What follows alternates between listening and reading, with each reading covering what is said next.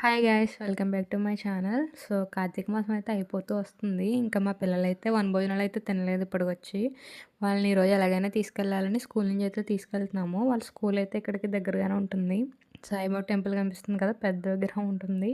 ఆ టెంపుల్ ఎదురుగుండా స్ట్రీట్లో అయితే పెడుతున్నారు. సో అక్కడికైతే వెళ్ళాం మేము.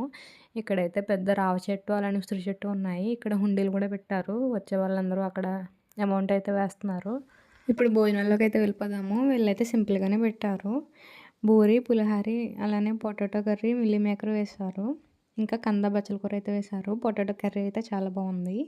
ఇంకా మా పిల్లలైతే ఎండలో తింటున్నారు బఫీ కాబట్టి.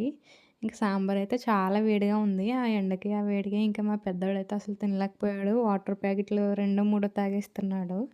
ఇంకా వాళ్ళనైతే స్కూల్లో దింపేసి మేమైతే ఇంటికైతే వెళ్ళిపోతున్నాము. ఇక్కడ సాయిబాబా విగ్రహం కనిపిస్తుంది కదా, ఇక్కడే అనమాట భోజనాలు అయితే. వీడియో మాత్రం నచ్చితే please like, share and subscribe.